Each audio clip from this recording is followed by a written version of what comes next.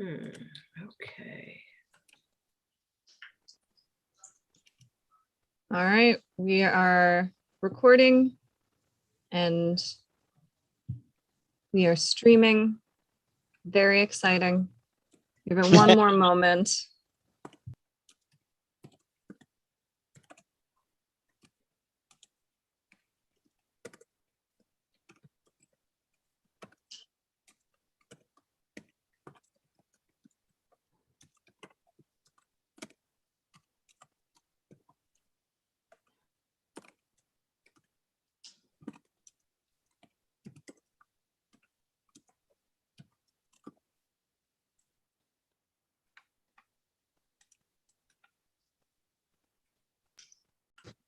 Well, I believe we have quorum if we want to get started.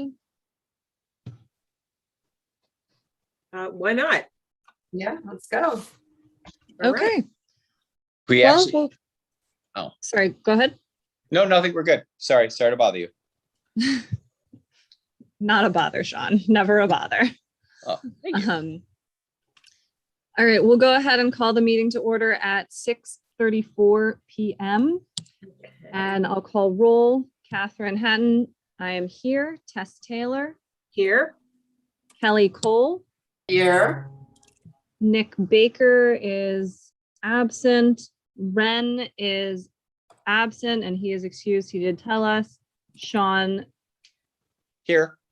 sorry, Sean Bisharati. And Kevin Dees is absent. Tess, did you hear from Kevin? No. Okay. All right.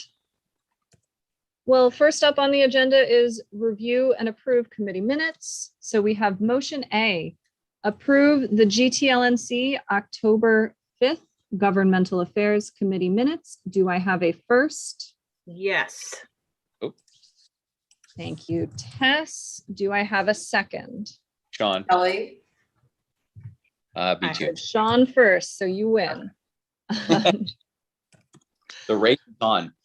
All right, I'll open it up for discussion and I'll remind any members of the public, which is really just Jonathan. Hi, Jonathan.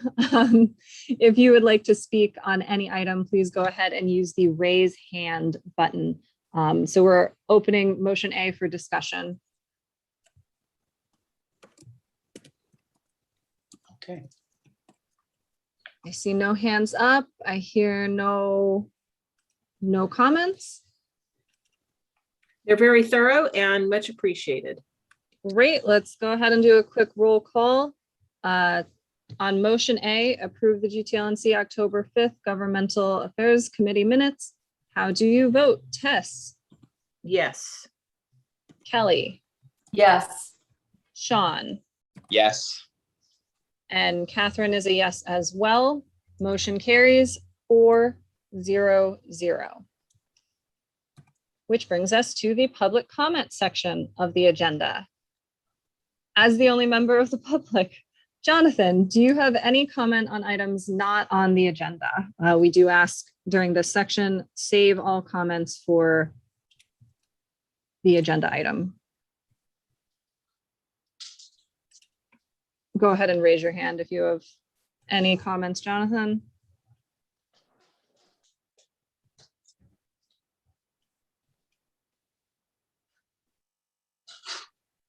All right. Oh, there he goes. He just. There we found go. All right. Jonathan, you should be able to unmute yourself. Go ahead.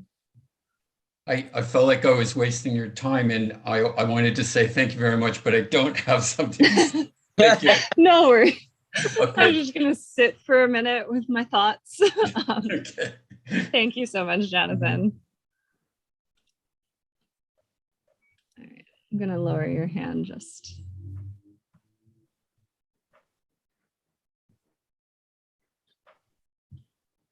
Okay. Any board member news and announcements? Or sorry, committee member. I am reviewing the code of conduct being currently discussed and debated by the Department of Neighborhood Empowerment and the Board of Neighborhood Commissioners. I think you heard some of the comments at the training that you and I attended, Catherine, last week. I have a very, very large concern about the lack of due process in certain portions of the code of conduct policy, which would enable done if enacted to, or if approved, to remove a board member, suspend or remove a board member, which I find pretty egregious and which I am going to comment on at their meeting. And I think people need to be aware of that. So what's most important and egregious to me is that a paid staff member, a staff member of the city of LA could remove an elected official, like an elected neighborhood council board member. I find that extremely problematic. I do And- want to clarify, I believe they said they can only suspend. They can't remove. You did say suspend. Okay, all right. So may immediately suspend the board member, or committee member for a period of up to 90 days. You are right. I stand corrected. Oh, wait, the neighborhood council. Yes. Okay, you're right. I stand corrected. But even that, I think a suspension without any due process is extremely problematic. So, and that's section 6 of the currently proposed neighborhood council board member code of conduct policy. So I wonder if you guys have any thoughts on that. It's funny. I when you were talking about it, when she was going over it, there was something, and I cannot find the notes because I'd written everything down because she was talking about it. A couple things. She did mention that her position, if I'm not mistaken, that's something that is appointed vis-a-vis Eric Garcetti, correct? The mayor? The mayor appointed Raquel Beltran, who is I believe, the general manager of the Department of Neighborhood Empowerment. Okay. And one thing again, please forgive me. I don't have my notes and I can't find them. And she was, when she talked about the opportunity to suspend someone, it was not I don't believe it was a knee-jerk reaction. I believe that there was still a process prior to doing that. Yeah, that is correct. She was saying, well, two things. First of all, the current policy apparently allows them to remove someone, and this would basically be a step down to allow for a suspension rather than removal. And second, yes, this is not something where as soon as a complaint is received, there is a suspension that occurs. There would be a process to determine if the complaint is valid, if there are any other mitigation options, or, any other context that needs to be considered. So it's not an automatic suspension or anything, but, personally, I don't think there's an issue with Dunn having the option to suspend someone if there's a complaint received that, if someone has done something egregious enough that Dunn would bother to take the time to suspend someone, I can't imagine that there's not decent reasoning. Well, I don't know that I would want to leave that decision up to Dunn. And the way that the language reads now, to me, is extremely problematic. It says, quote, if a board member or committee member is alleged to have violated either the city's workplace equity policy or the commission's code of conduct, the department, with written approval from the general manager, may immediately suspend the board member or committee member for a period of up to 90 days, end quote. So, well, actually, let me continue to read the next sentence. Said board member or committee member shall not be eligible to act on any matter that comes before their neighborhood council board or committee, and shall not be counted for the purpose of establishing a quorum of the neighborhood council board or committee, end quote. And I find that very chilling, that what you're saying makes sense, Catherine, but that's not what's written. And this, to me, is wide enough to drive a truck through. And that language needs to be adjusted to comport with with what you've just described, because this affords no due process. And this to me is chilling in so far as we're seeing this happen so much now when a complaint is made about someone, people have their careers ended because nobody bothers to investigate or see what was, true or false, et cetera, et cetera. So I'm just saying this is a matter of concern, and I'm going to be commenting on it. And I just thought it was worth mentioning today at the meeting. So Yeah, Kelly, I see your hand up. Go ahead. I would just add that in a broader way that this fits into that Dunn, the charter for Dunn is that it was a city agency created to support the neighborhood councils, not police the neighborhood councils. And I feel that for the most part, after 2 terms and then some of dealing with Dunn, that they often default to a more of a policing approach. So I would just say that in general, they need to be encouraged to be supportive instead of police the neighborhood councils. They really set themselves up in opposition instead of being alongside. And this just seems like yet another piece of that. well, I'm glad to hear you say that, and I agree, Kelly, and thank you. So, yes, those are my comments. All right.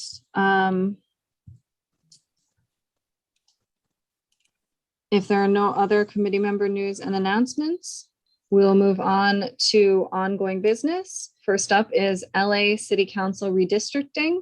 Tess, I'll hand it over to you for any Yes. update that we've gotten. Well, let's see here. I got some information about that.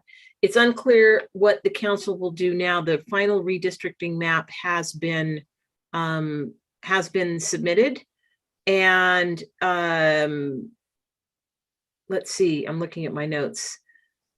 There are some maps floating around that are more status quo incumbent protection, including in our district. But we also have an interesting situation in that Mark Ridley Thomas has been suspended and has no vote at this time. So that means 8 votes will be required to approve a map out of 14 council members. And this is a map that's been influenced a great deal by, there's been an enormous amount of public testimony. I think there have been newly appointed commissioners in the last 30 days who were opposed to the map and were very much incumbent focused. But it appears, at least from the people that I've been talking to, that the map will be good for Toluca Lake. And at least 30 neighborhood councils submitted testimony and filed community impact statements. To remind folks here, we opted not to do that as a neighborhood council. And it's going to be interesting to see how the council votes. If people have an opinion on the current map, they are encouraged to email their council, call or email their council member. In fact, they could call or email every council member, not just their own district council member. And I would be happy to provide that information to anyone who may have an interest. Although I think most of the people on this call have those phone numbers. So that's the redistricting update.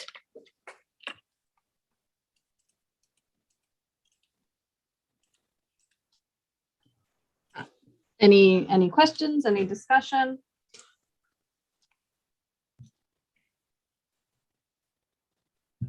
All right. Great. Thank you so much, Tess. Thanks, Tess. No problem. And just a quick reminder that redistricting is not limited to the city council. There's LAUSD redistricting happening. There's statewide redistricting happening. If you go to wedrawthelinesca.org, you can learn more about the independent redistricting commission. Unlike the city council redistricting, it will not be approved by the legislature. It is independent from that. So that'll be for the statewide, like congressional seats, state senate and assembly seats, the statewide map.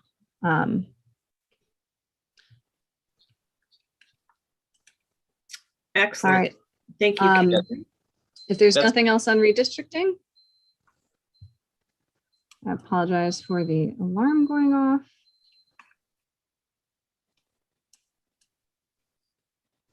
Okay, then we can move on to an update on our previous bylaw amendment submission, which was to make abstentions non-votes.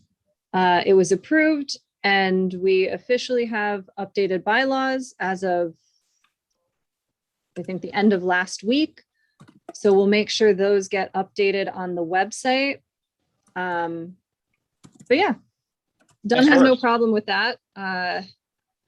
In fact, for anyone that got to attend the training module that Dunn put on, they gave out a template for bylaws, like a sample. You don't have to follow it exactly, but it had a couple different options for how to handle abstentions, including counting them as yes votes, no votes, or non-votes. So they are fine with any of those options.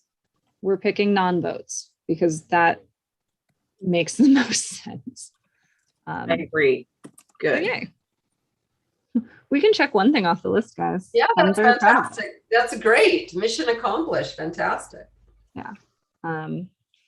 Before we move on, any discussion or questions on that item? Hearing none, seeing none. The big kahuna for this evening is review and discussion of proposed bylaw changes summary, which are available at gtlnc.org/government affairs committee, hyphenated government-affairs-committee. And I'll hand it over to Tess for a little bit more info on that. Excellent. So hopefully you have that all in front of you and we can discuss and I don't know if we'd be ready to vote on it tonight, but certainly discuss it. Catherine and I have dug deeply into this and I proposed and she agreed that instead of submitting bylaw amendments in draft form, rather to get approval of a draft concept, which is what you see in front of you if you have this document, which is less than 2 pages. The idea is to incrementally get buy-in from our committee here as a whole and approve the concepts, then take it to the board for their review and approval, because I believe doing it incrementally will keep us, and particularly the general board, from being bogged down in language. And once those concepts are approved, then we can draft up the language. Then I think it will be easier to move to the next phase and to get everything actually, get draft language written, approved, voted on, and passed. So do you have anything to add to that, Catherine? No, only to say that heads up, there are a couple things that we had proposed that we have to retract because of things we learned at our bylaws training module this week. Yeah, I think, Sean, I believe you attended the module too, correct?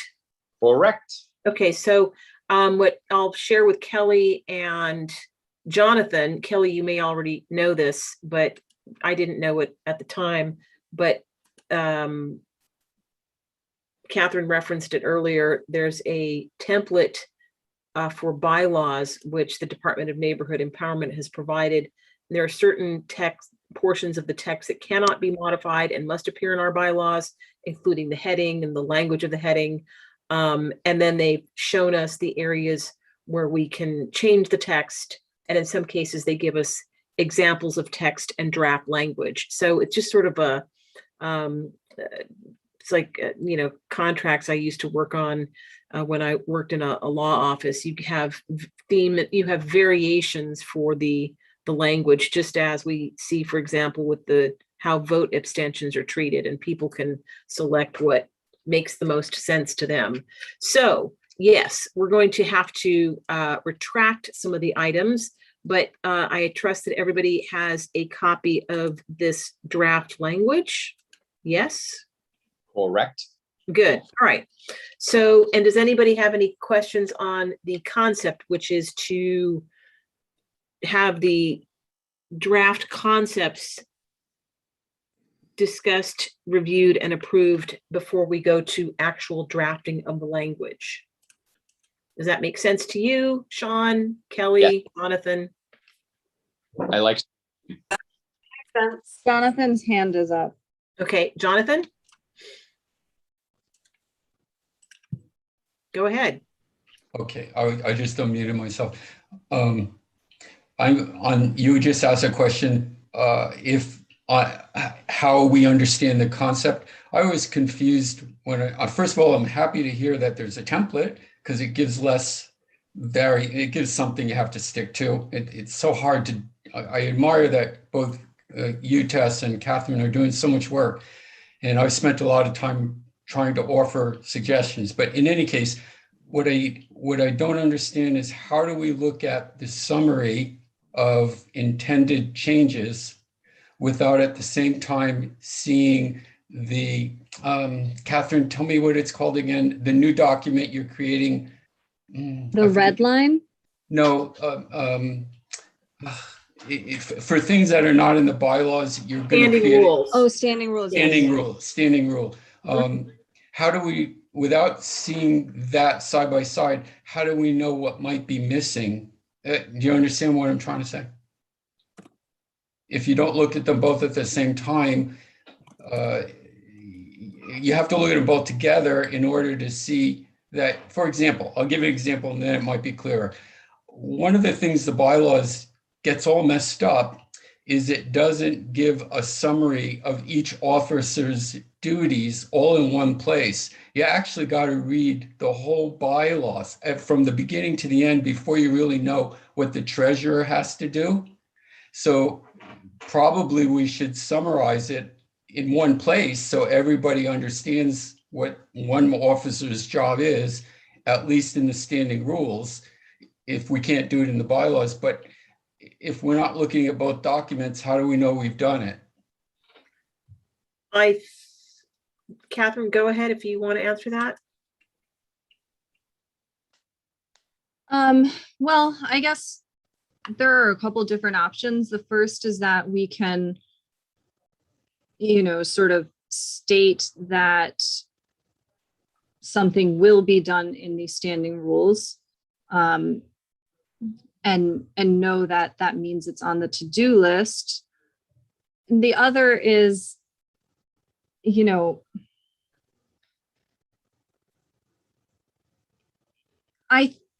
my personal inclination is to lean on this template that they've given us as far as the actual language for a fair number of these sections.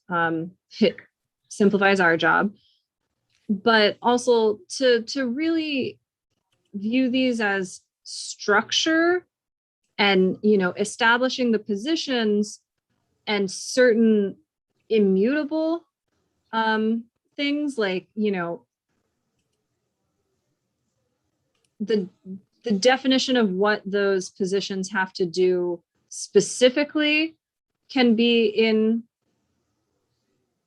and they are in the bylaws, but when there's like more color to it, I think that can live elsewhere, and we just sort of keep it simple, Well, I think this addresses part of your question, not all of it, Jonathan. Where detail is lacking in the bylaws, we can simply say, see standing rules and leave it at that. And then the details can be fleshed out there wherever possible.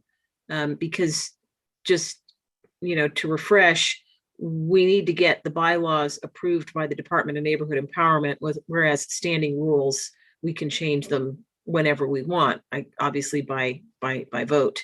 So does that answer your question in whole or in part? Actually, yes, I think Catherine's suggestion to at least mark something's going to be addressed in the standing rules is a good idea. So at least we have a space holder, because it is confusing. The only other thing I would add, and I'll be quick, is that my interest isn't creating a great big document and like a big constitutional thing. Rather, it was that last email I sent you. The first thing we've done is look at our bylaws to try to unconfuse them and try to put clarity, but it's all about what's addressing weaknesses in the organization. And that was the second thing I did, is I listed what I see as weaknesses in the neighborhood council, because I want it to succeed, because I want our community to look different in 5 years. By looking at the weaknesses, that's what in other words, you first look at it to change the bylaws so people can understand them and it makes sense. That's good. But then you take a second look and you say, well, what weaknesses in our organization are we trying to correct? And you check to see if you've got all those things in there. So at some point, I would like to have that opportunity to make sure we're making the changes that make it possible to have an organization that reaches the community and changes it. Thank you. Well, totally. And Jonathan, yeah, you sent an email to myself and Catherine. I don't know if you sent it to others as well. I don't have think your- so. Okay, I think well, I only have, you. yeah, I have it. They sent it to me and Catherine on October 16th. And the problems and your suggested corrections, which I think are, our draft concepts certainly address a great many of those. And so I agree with a lot of what you've got here. And I think Catherine is on board as well. So it won't get lost. All right. Thanks so much. All right. So shall we go down the list, or Catherine, anything to add? Yeah, I mean, I think let's just go down the list. If people are fine with a particular item, we can just say we're fine and move on. Yeah.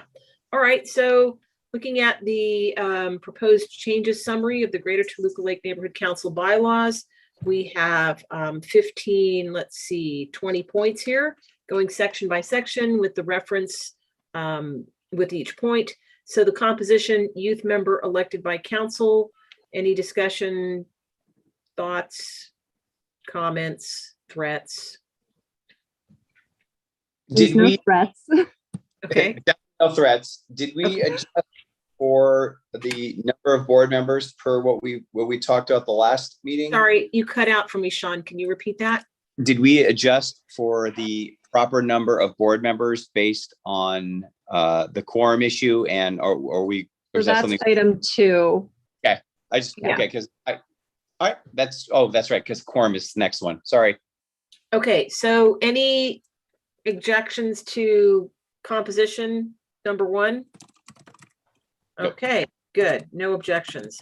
Jonathan, I'm sorry. I see your hand is up. Is it still up or? All right, no, let me put it down. Okay, yeah. I- I just I want to had make sure that we don't go past you. you at any point. Thanks. So quorum, what was brought up and what we just learned last week is that we can't have a floating quorum number. It's got to be set. And Catherine and I were discussing this as to whether we should have our permanent quorum set at 9 or 10. I don't have a strong opinion on that either way. I would want to think it through, but it becomes important when we have committees, because the composition of board members on a committee cannot exceed a quorum of a quorum. And so having a quorum permanently set at 10 for our neighborhood council would obviate some of the need for these joint committee meetings. And I don't know if that's necessarily a plus or a minus. I've just learned about this, so I don't have a strong opinion yet. Catherine, Kelly, thoughts?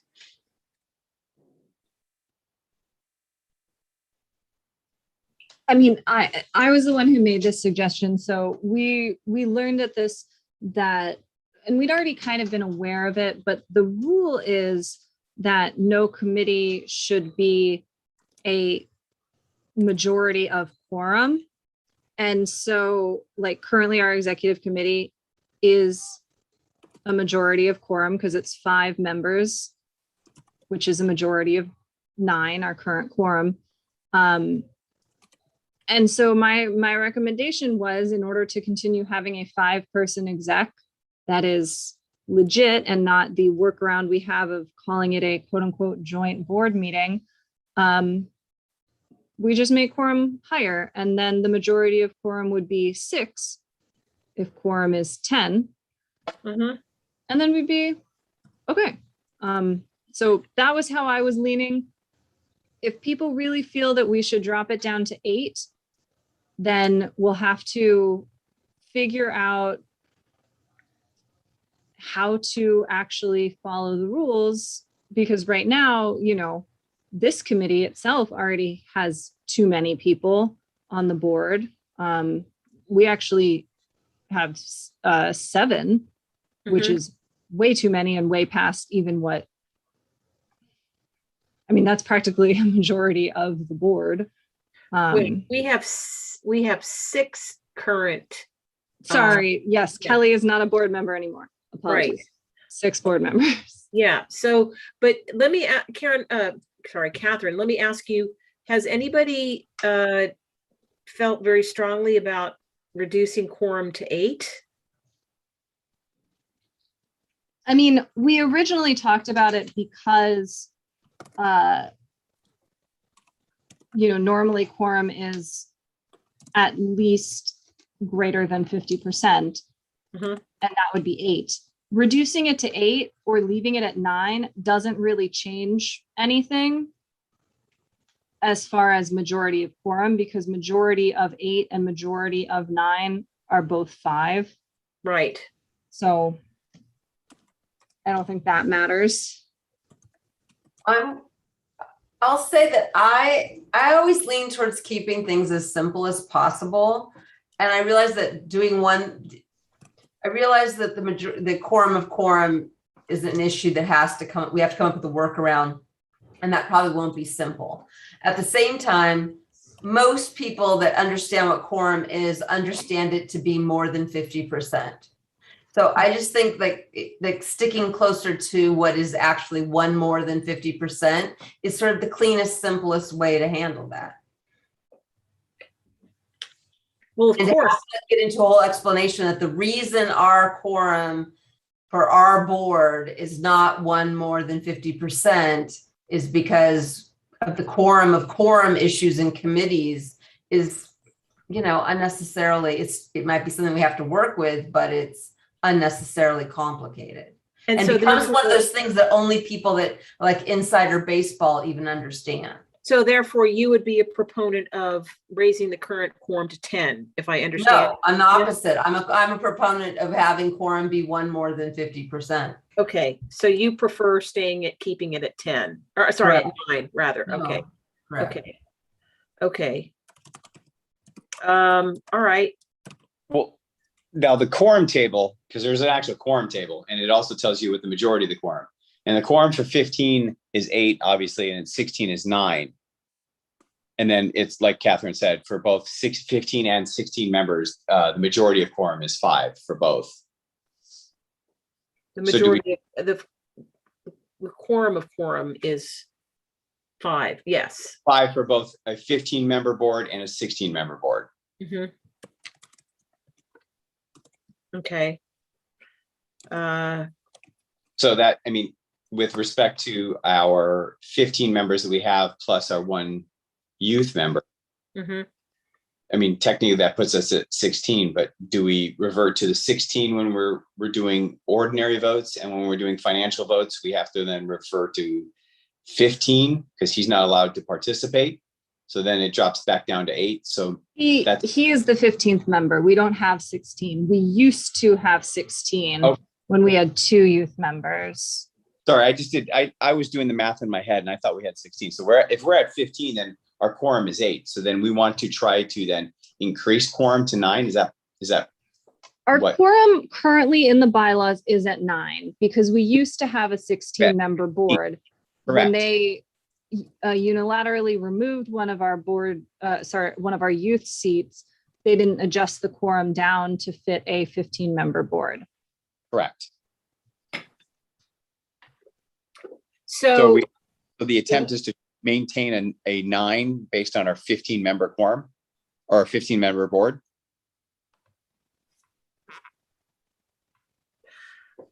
The only reason this has come up is because of the quorum of quorum issue. So, Which at this point is a moot point, because for either 15-member or 16-member board, 5 is the quorum of quorum for both of them.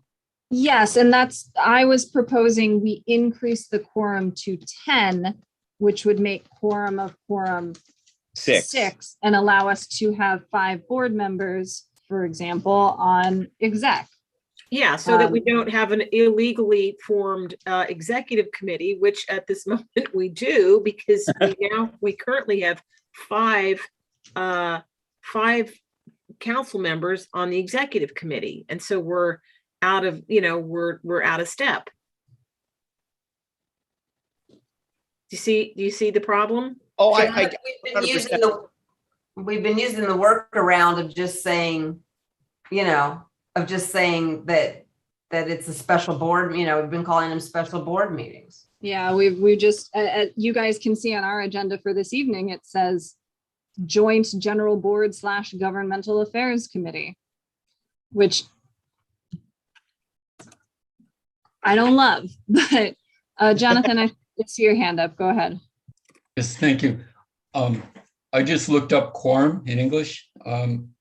It's usually a majority, but it's not required. And I recommend that you actually think into the future, not only to make it simple, but to keep the neighborhood council powerful enough to enact its own business. The higher the quorum, the more likely there are going to be issues in getting the quorum in the future, because it just seems like people they're so apathetic. And I think you should think about maybe 6. I mean, I don't know what the negatives are, and you would know more than me, but the lower the quorum, without getting ridiculous, the more functional you're going to be as a neighborhood council. What do you think? That's actually kind of what I was getting at. You kind of beat me to it. So thank you, Jonathan. I like that too, as long as it's not too subject to manipulation. And since this is my first term, I don't have enough of an overview of that. But I think. And can I just ask, what do you think is subject to manipulation? Well, it would actually be, I think, the opposite of people not showing up at meetings to prevent quorum from happening, which was mentioned at the training last week, which I think is the opposite problem. So I don't know. I don't think it is, but I don't have enough scope on this. Kelly, how do you feel about a lower quorum? I think I like it. I like a lower quorum. I like exactly for the reason that Jonathan and Sean just said.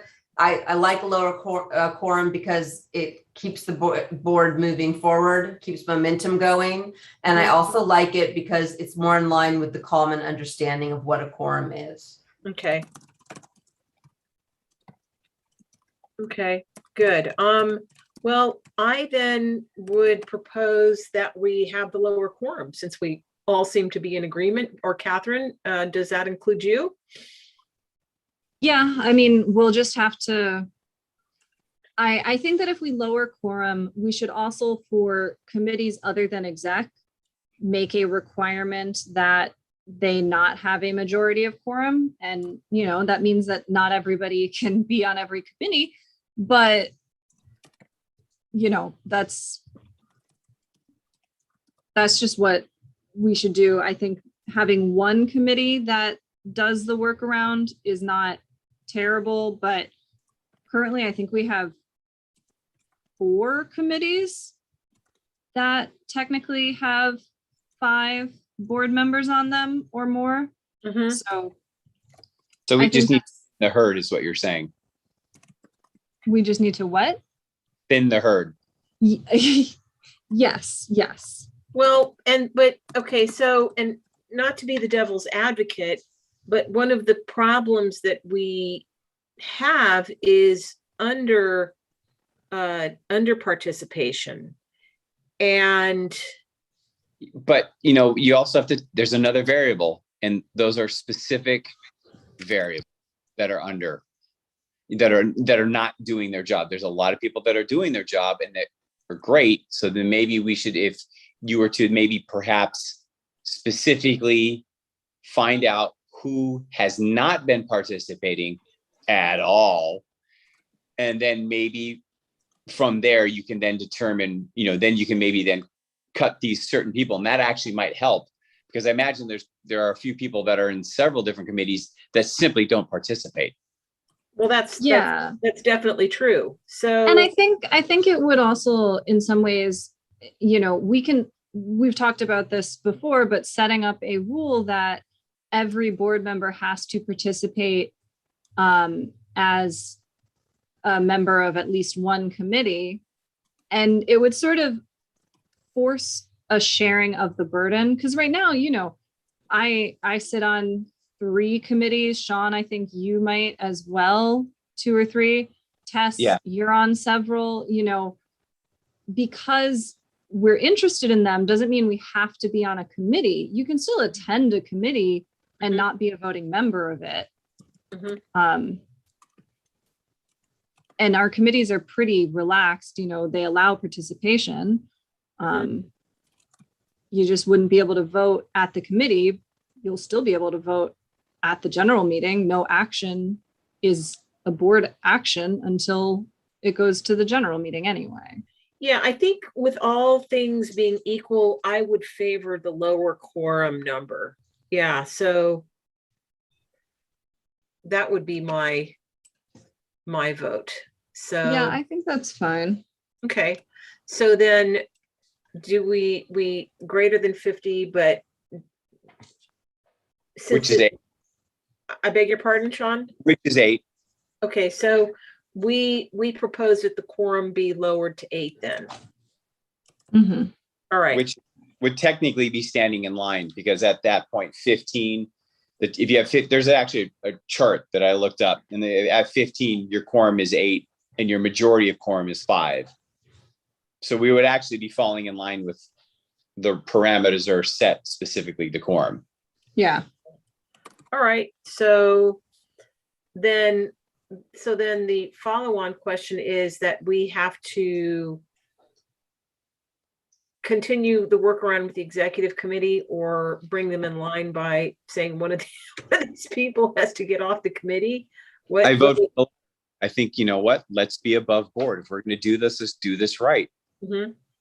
I mean, it's an unfortunate, if it's a situation where you can draw straws, or maybe it's a situation, like who asked first, who asked second, who asked third. Imagine there had to been an email at some point. People had to reach out to people and say, hey, I'd like to be part of the board. Right. Or again, like we could go back to the idea of like, well, let's see who's participated. We have minutes that show who did attend and who didn't attend. And if you really want to boil it down, you just, whoever wasn't there the most naturally gets cut. And obviously if they're excused because life happens, I'm not trying to be mean about it, but there have been, look at public safety. We've got 3 sets of minutes we haven't been able to prove because we don't have quorum. Yeah, exactly. All right. So, Catherine, any suggestions on how to deal with the executive committee? I know we don't like to defer to Dunn, but I would probably just check in with Gibson and say, hey, if we bring all our other committees in line, but exec is majority of quorum, is that okay? Or, do we need to establish that there are non-voting officer positions that are not part of exec? Because we can define officer positions and the executive committee differently. And realistically, what those 4 executive committee positions would be are president, vice president, treasurer, and secretary. So assistant secretary would lose their vote. And of course, ironically, assistant secretary wasn't able to attend tonight, but so let's make decisions while he's not here. But if it's something where all our committees are in line and exec is the only one that's unique, I'm not super bothered by that, as long as Dunn isn't going to get upset with us.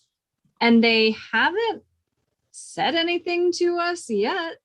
So Can we maybe make something that's maybe a standing rule specific to the exec board that directly pertains to the secretary and the assistant secretary?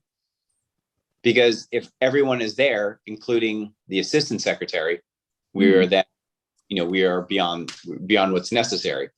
So maybe we can set it up so that in the event that the secretary is there and the assistant secretary attends, it's a situation where he's not voting to then fall in line with the laws.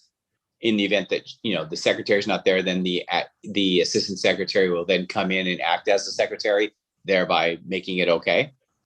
yeah, I think that would, if Dunn won't get annoyed with us on that, I think, yeah, that makes sense. So let me make sure I understand you, Sean. You're talking about like a rotating committee membership between the secretary and the assistant secretary? No, make it like how the vice president fills in for the president when the president's not available. So in this particular case, for the public, Robin is our secretary and Nick Baker is our assistant secretary.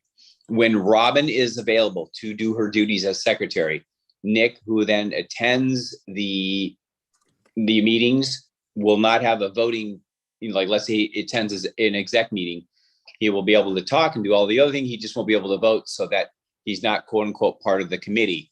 But in the event that Robin's not available, he comes into the role to act as the secretary while she's not available and has voting.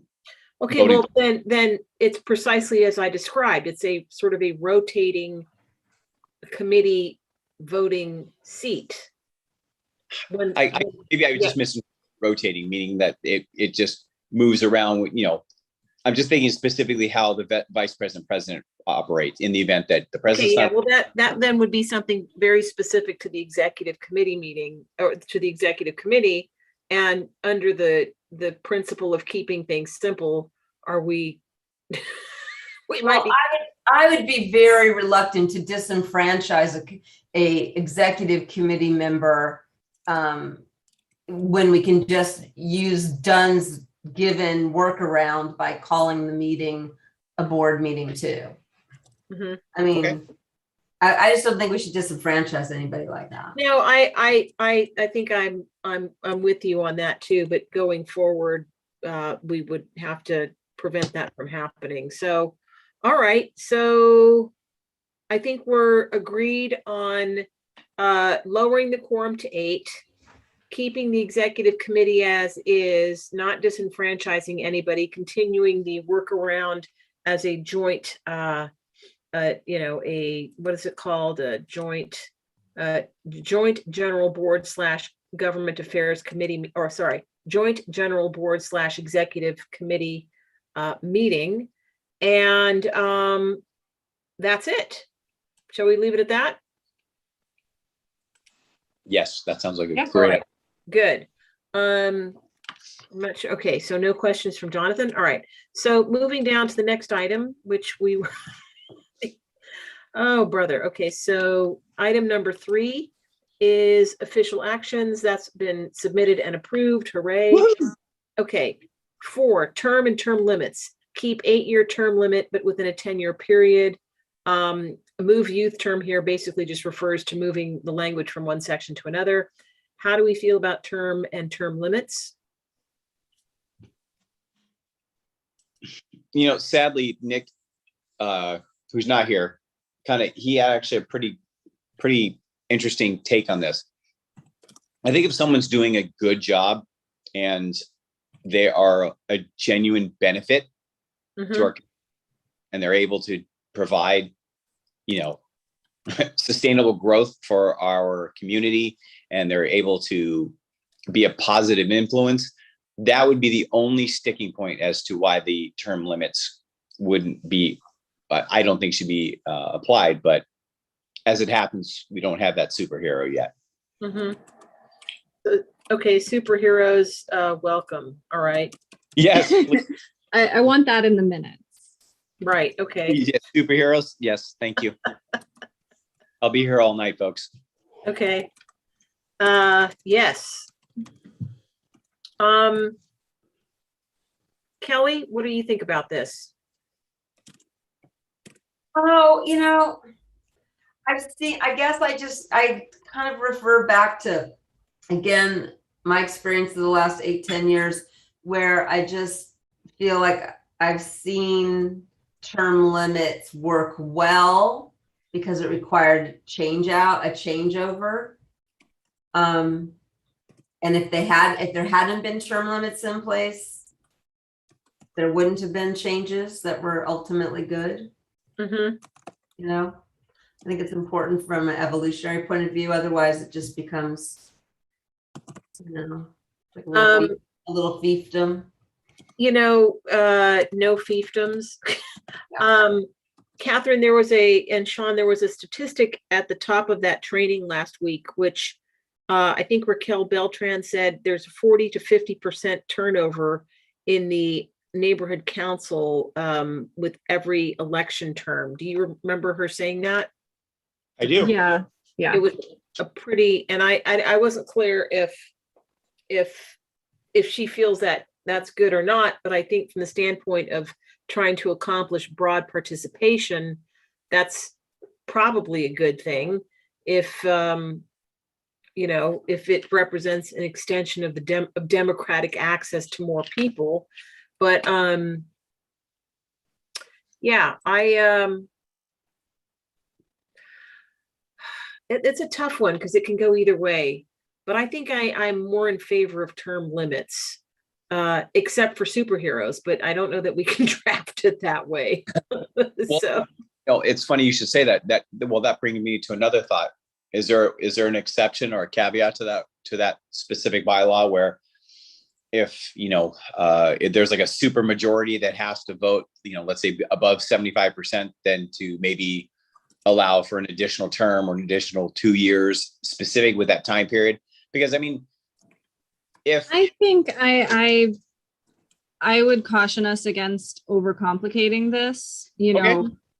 I don't think it's crazy to say just take 2 years off, dude. Like, that's actually a genius idea, honestly. Because the way it's written now, it is ostensibly supposed to be like this. It's just someone could theoretically resign for a short period and then be re-elected immediately. So they're off for like a month or so. And this just says, take a 2-year break. You can come back. You can work for another 8 years and take a break. I don't have an issue. Yeah, with it. I think if someone's that good, I don't think or that devoted, I don't think I would want to stand in his or her way. And as long as we, people take it, keep 8-year term limit within a 2-year period. I think that what you're saying, Catherine, would require more clarifying language, that a 2-year term off.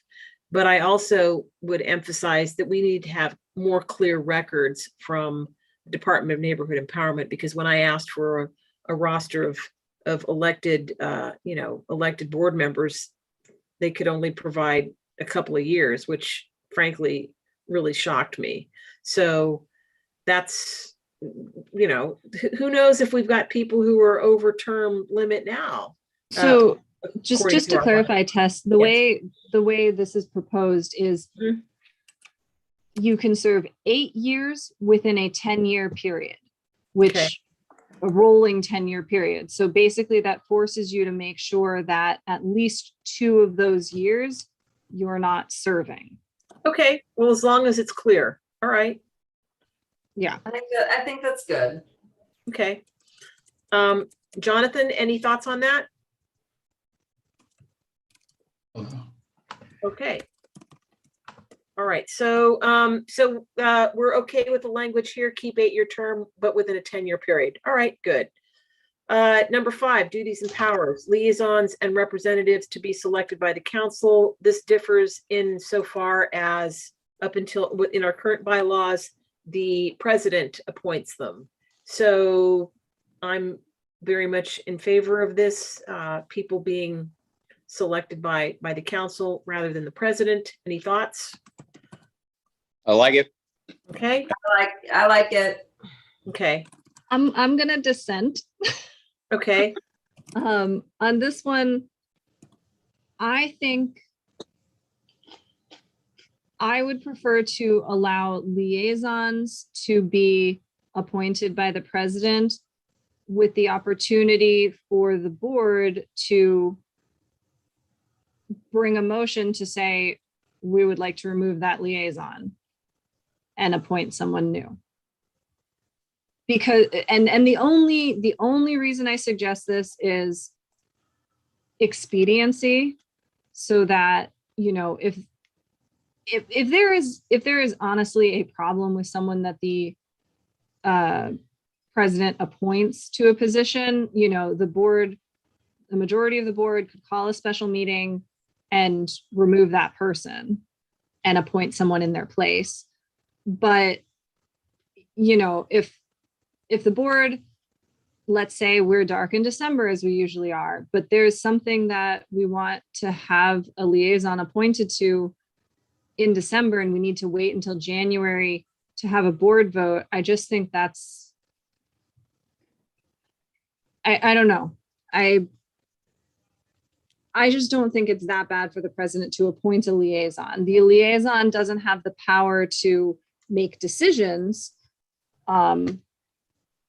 just There's to, you know, liaise.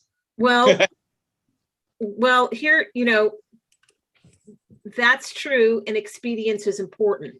But let's weigh that against another situation where I have put in to be a budget rep, all right, and haven't gotten any response.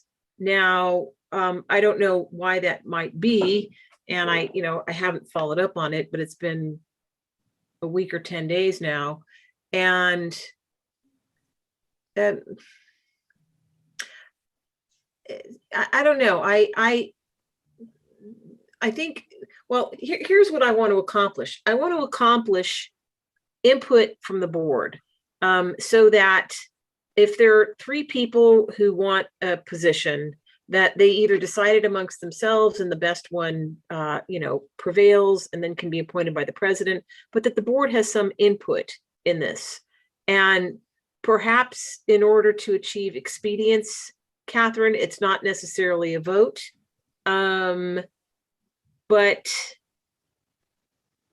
I see your point, and it's a good one. And we could set it up so that, you know, except as otherwise established in the standing rules, the president appoints. And so we set it up where there is an option for, in the event the president fails to appoint someone, the board can appoint someone. And in the event the president appoints someone the board disagrees with, the board can remove that person. Mm-hmm. Okay. Okay, board can appoint, and board can also remove. All right. I don't know that we've ever had a liaison run so afoul of a board that he had to be removed, do we? I mean, certainly not our board that I'm aware of. All right. Could I speak on this? Of course. Okay, thanks. I would, what Catherine said is important in a situation where the board is not meeting and has the time. Why not just add a sentence to this? In other words, the board does all of the choosing, but the president has the power to appoint a liaison or representative for not greater than 60 days, something of that nature. That way there's coverage by the president to do anything that comes up, and it can be worked out by the board later. Yeah, and I'd sort of drafted something to that extent, actually in some standing rules that we were working on. Let me see if I can find that. I think that's a great idea.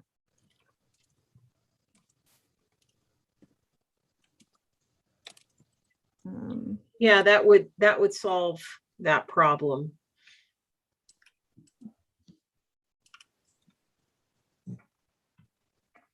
Catherine, your biggest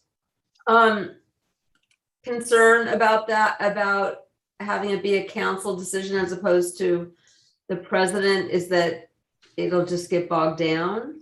Mhm. Yeah, if we have to have a whole debate and a vote on everything, Okay. and it has to wait for a meeting, we have to make sure we have quorum, and fingers That's- crossed we don't have any of those issues, but like it is.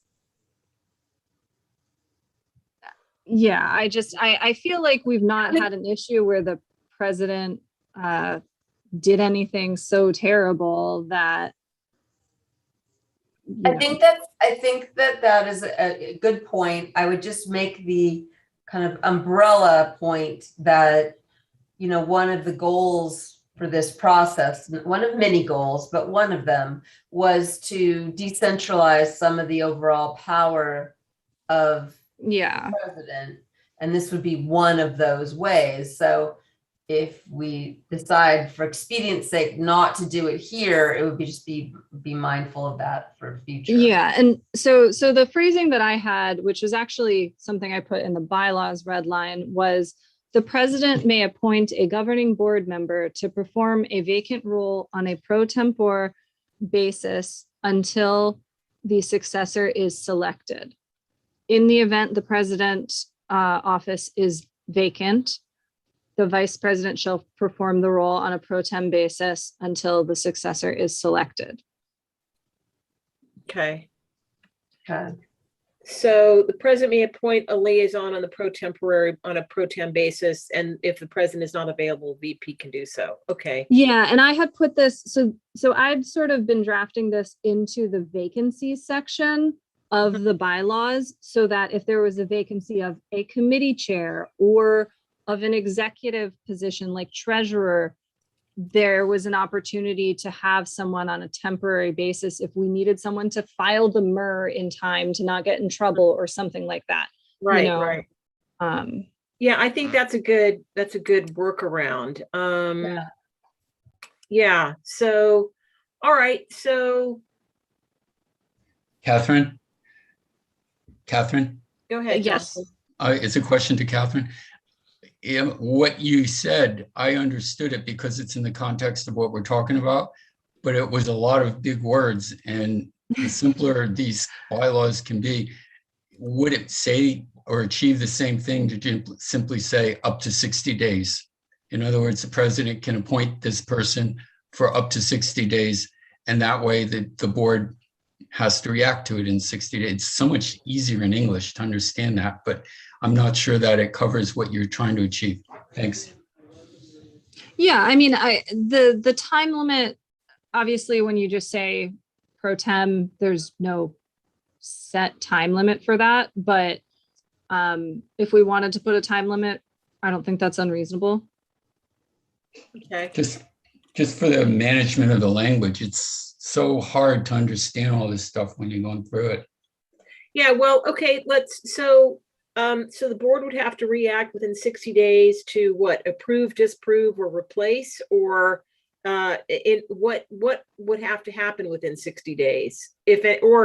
Or is it just if the board disagrees or has a better candidate that they'd have to take some action within 60 days?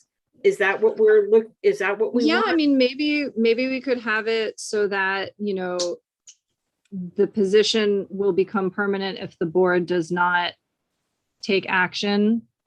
Okay.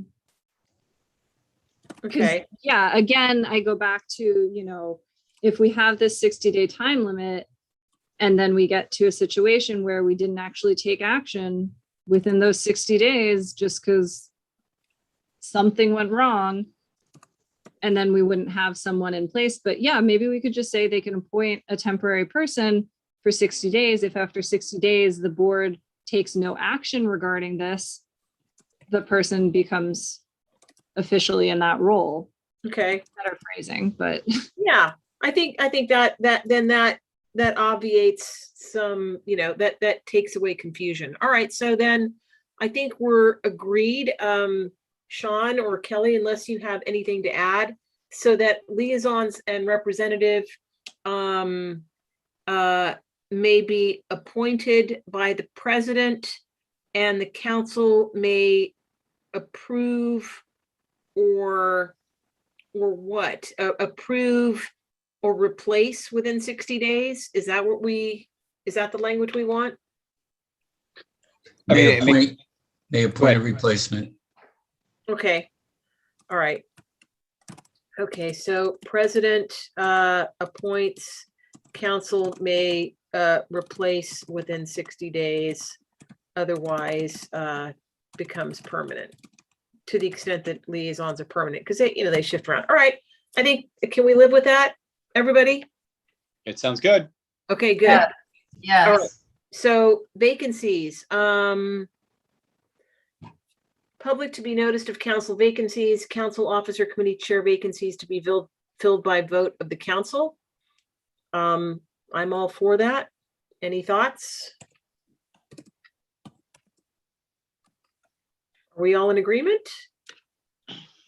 Yeah, I It like happens. Excellent. Let's go to the next one. Absences. Establish a definition of excused absences. Catherine had a good point about this earlier, that, and it's also recommended by Dunn, and I agree with this, is to define an excused absence, then just makes it more likely that more people will be absent more of the time. And what's the difference between an excused absence and an unexcused absence? That you just happen to email the chair to tell him or her? Well, we believe that if people are going to fulfill their obligations and show up and do the work, then they need to show up. And so there's really then no difference between an absence and an excused absence. So with the, I think, amendment to the bylaws to be that instead of just being booted after 3 absences, that a warning or a notification would be sent to that board member. And I don't know what the cure would be, but am I articulating this in the same way that am I accurately reflecting your thoughts on this, Catherine? I mean, I didn't think that people would just be absent all the time necessarily. It's just hard to define excused absence because, if you Do it if like you the court. say if it's someone just saying I'm not going to be there, that's all you need to do to make it excused. Well, okay, then that's very simple. But in your sense, yeah, it could be abused of like, I'm just never going to show up to stuff and it's always going to count as excused. But if we start getting into defining excused absence as in reasoning, that's just so complicated that I don't think we should have any absences be considered excused. And yeah, as far as I think, we just say that if you have 3 absences, then there will be a discussion of the board about that. And there can be a vote to remove, but we can also vote not to remove. Well, I don't want to come down too hard on people. I also think that if they continue not to show up, that something has to be done. And Well, yeah, and that's where there would be an automatic, it goes on the agenda that we're discussing the fact that you haven't been there. Okay. Well, but is that enough? I mean, give somebody a fair warning, but I think Jonathan had mentioned this, some people, well, I think it's clear how I feel about people who aren't showing up. And if they don't, if things change in their lives, if they're sick or they have family issues or whatever, then they can withdraw and allow their seat and their vote to be to go to someone else. And I'm feel very strongly that people need to show up. I mean, this is completely voluntary. It's not like anybody is forced into service. So, Kelly, Sean. I mean, you and I are in the same boat in this, Mhm. because I get that we're a volunteer position, but there's, again, this goes back to like the public safety. We couldn't get quorum again.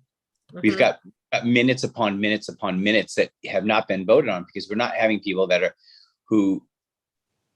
It's once a month. Listen, I will never begrudge anyone who's got a busy life and working, having, the ability to work. I get it. I'm not trying to take anything away from anybody, but at the same time, if this was a job, you would be fired. Mhm. I mean, it's as simple as that. No, and this is maybe just like California is an at-will state. Maybe our neighborhood council could be an at-will council. Mhm. I'm very busy. I'm training right now. I still find the time to come because I think this is important. This Mhm. is very important. And that's why I attend. And that's why I attend all the other meetings, even if I'm not a part of the committee. I want to know what's going on. I want to be part and parcel to this. And I don't think, it's funny. The court system, like I was saying earlier, the court system, they have two legitimate excuses as to why you are not able to show up in court. One is if you're incarcerated, and two, if you are in the hospital. And I'm not saying that we need to be that harsh, because again, you also maybe have to take into consideration, maternity, because we definitely don't want to discriminate anyone for anything, but we have to find something that's not quite balanced, but a solution that helps. Yeah, a minimum mitigate this standard. problem. A minimum standard. So what do we do after the third absence, Sean? Flog them.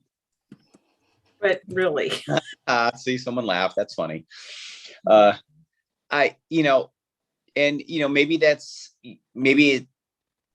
after the third, it definitely has to be a situation where it's brought to everyone's attention, and that we must take some type of, maybe if it's a written action or a verbal action. And then, if it happens again within, that first year or the second year, I mean, I don't know. Is it the entire 2-year term, or is it the first term, the second term? I don't know. I don't know what that looks like. I think cumulatively we should decide, but okay. So if we're dark 2 months out of the year, that means there's 10 meetings. If someone misses 3, that means they've attended 7, right? Yes.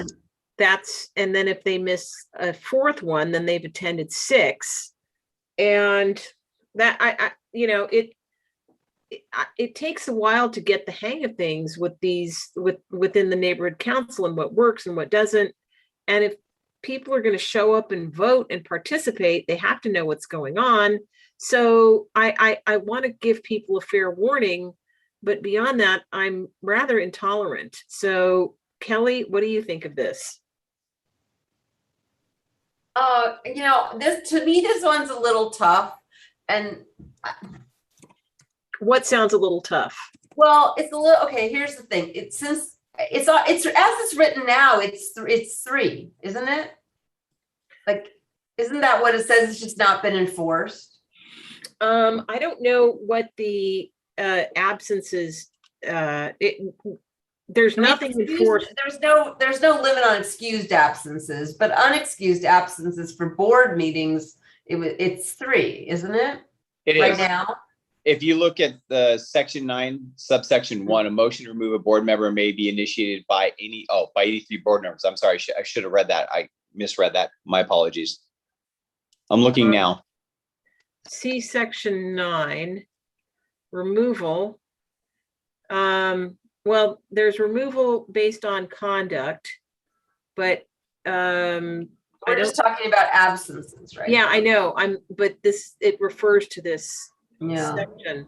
I don't think it's so it doesn't actually say that. It's sort of a commonly accepted thing, and it might have at some point historically been in our bylaws before the censure and removal got standardized. Yeah. So I guess it's incumbent on us to actually make something. I mean, do you do 2? Let's say if it's 2, you get a verbal, just, hey, just be aware, if you go 3, you're going to get a talking to.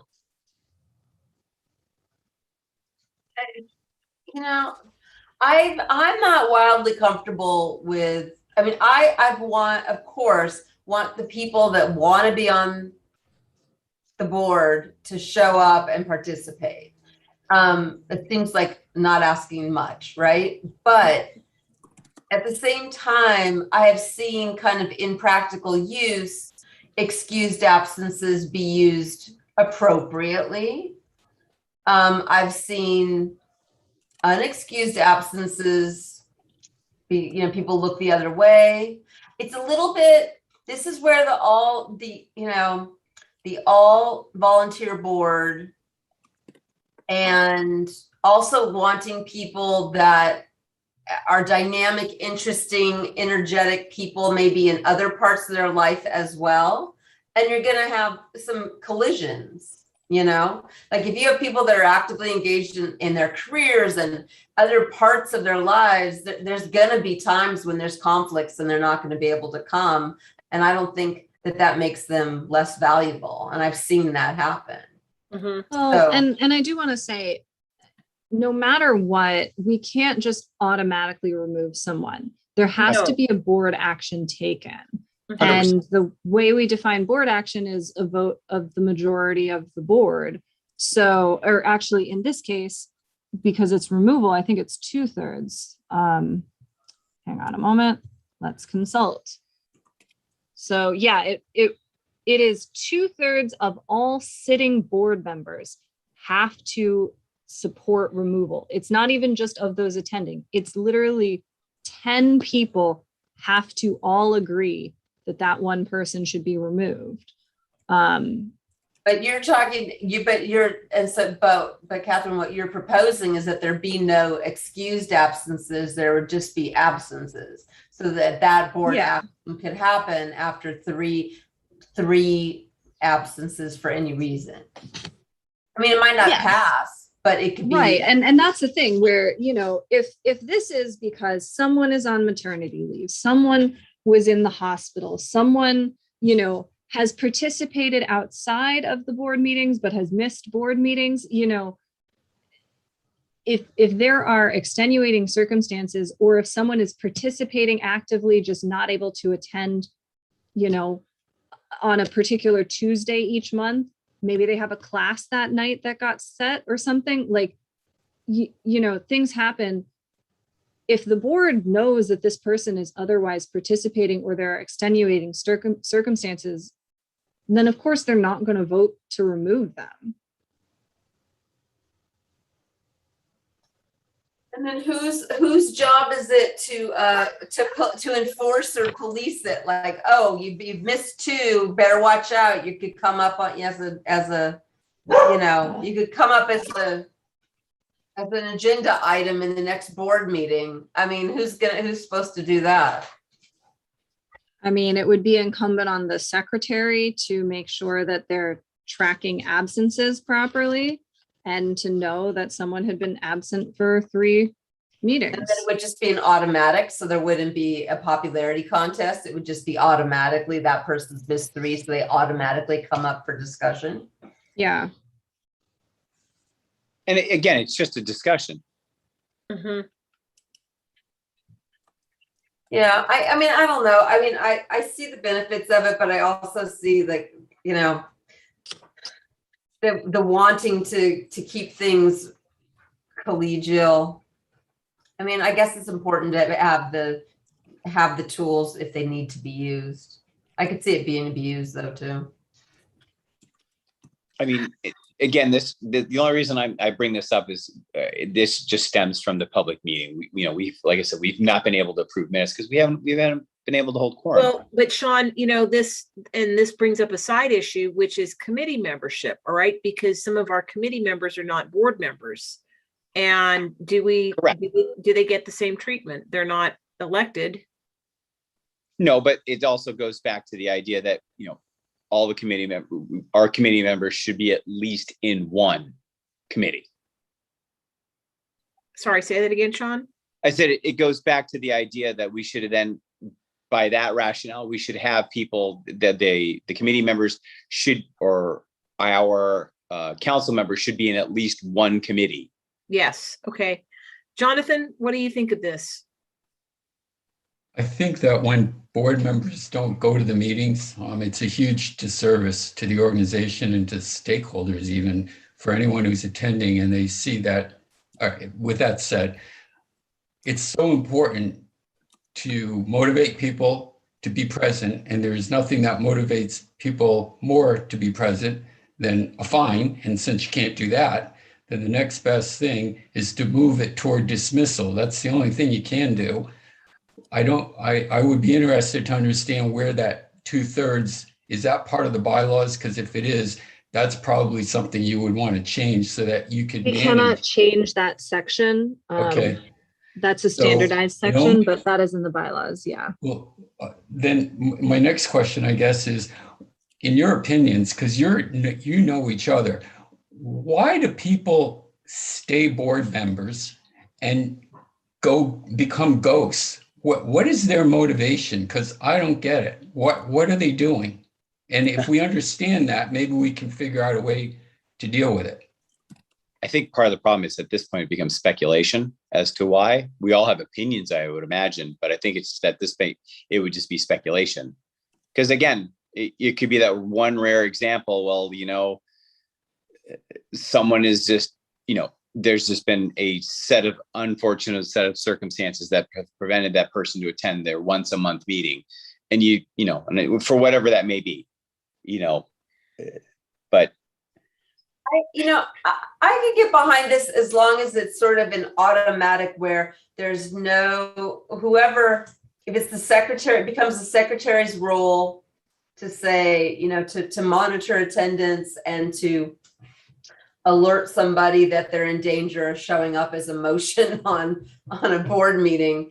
I think as long as that's done automatically and not at the discretion of the individual, then this could work.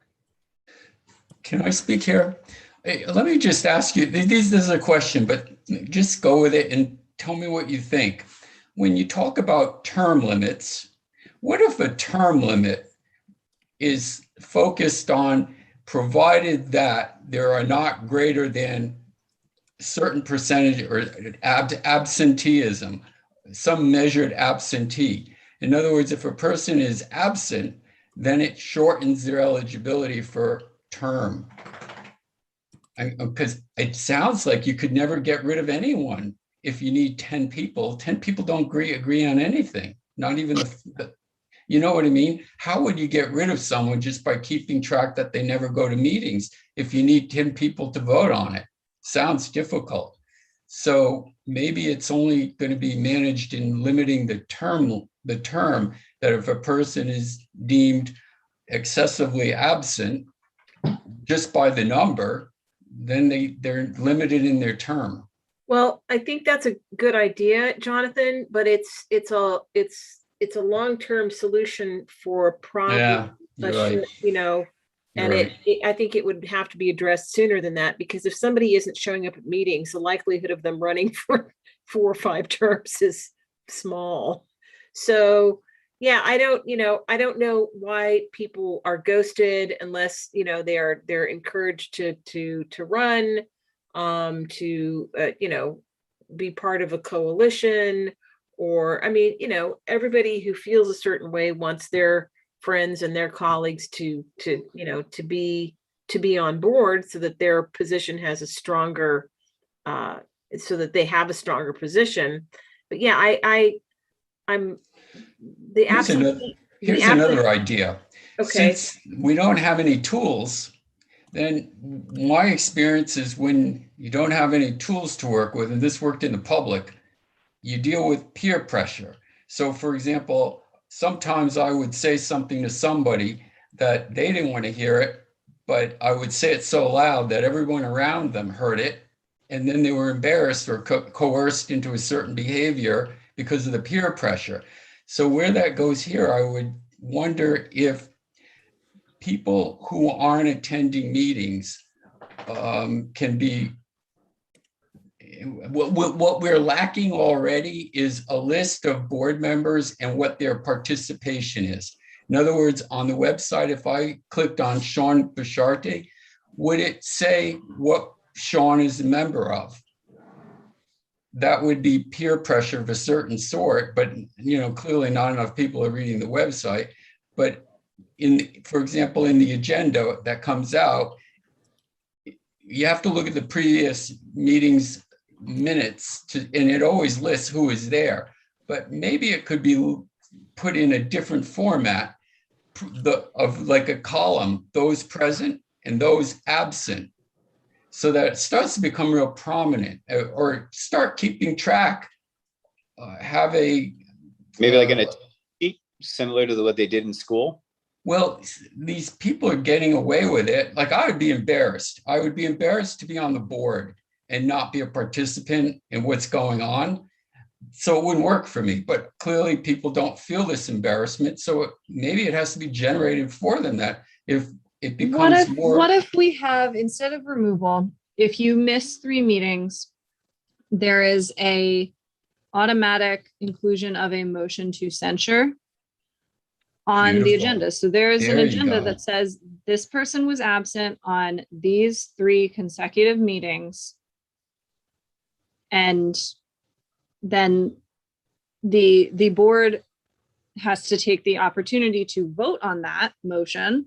But that again gives us the opportunity, if there are truly extenuating circumstances, to say we do not vote to censure this person, and we can have it recorded in the minutes why. But if we think this person is just not doing their job, we vote to censure them.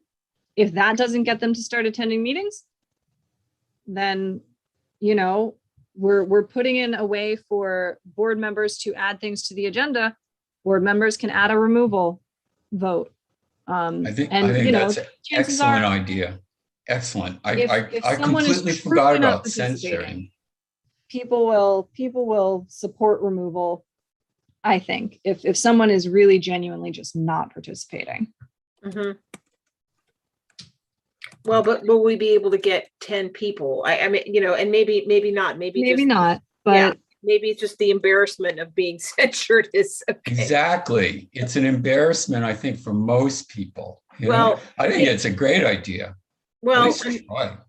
yeah, I mean, we've got a fair amount of absences because I've been tracking them just for myself. And, I'm not going to mention any names right now, but yeah. All right. Okay. So what we've discussed and now agreed on is, you said consecutive absences. I don't think they should have to be consecutive, Catherine. So the proposed language, tell me if you agree or not, is any board member who misses 3 meetings, shall we call it within a calendar year, will be automatically added for a removal vote at his 4th. Misses 3 and then will automatically come up for a vote for censure. Is that what we want?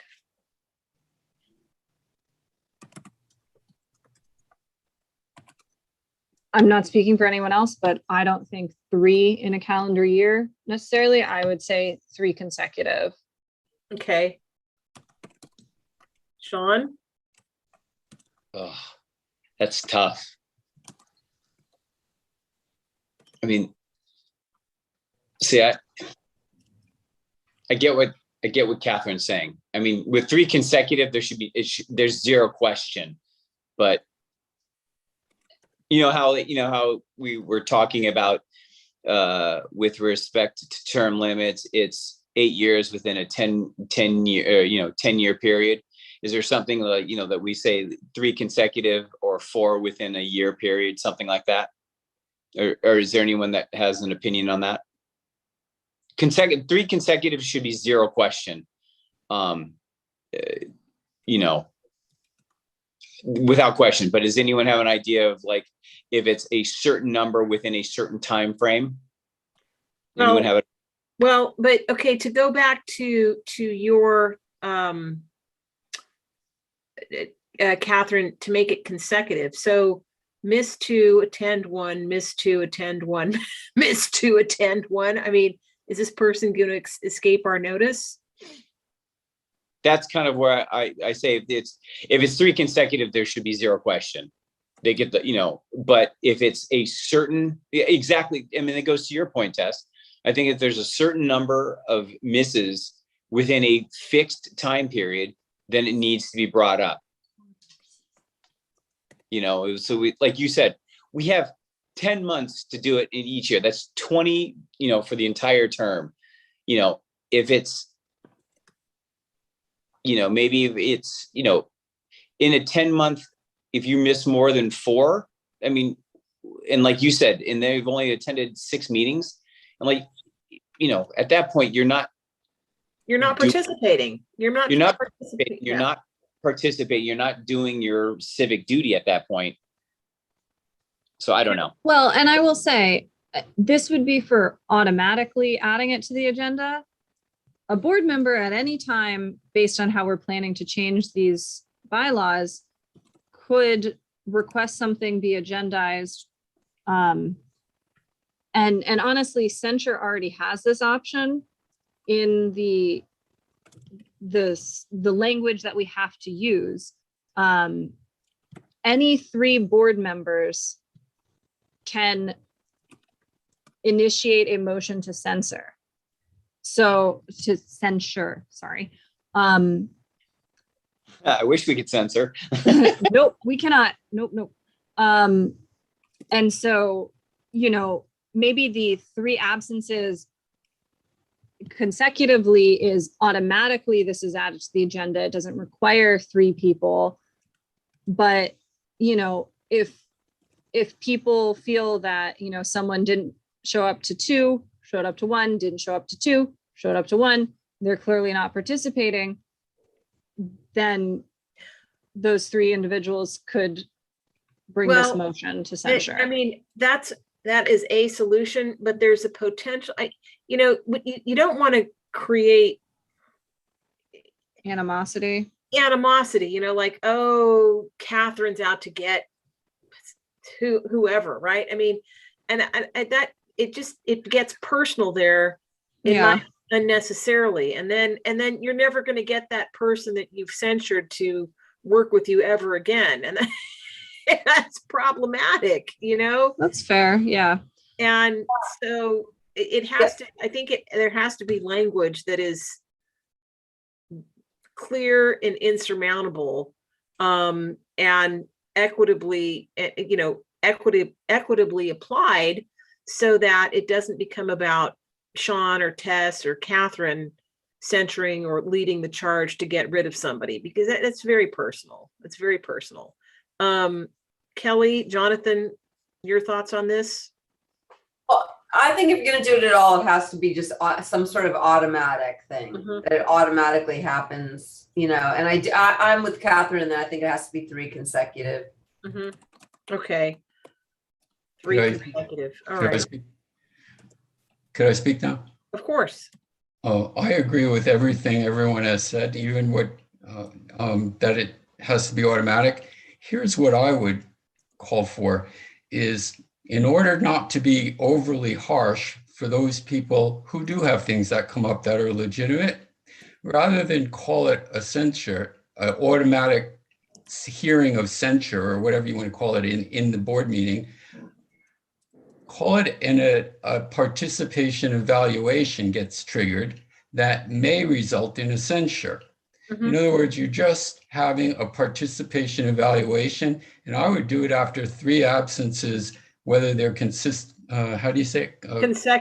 Consecutive or not consecutive. In other words, 3 absences is a sign there may be something amiss.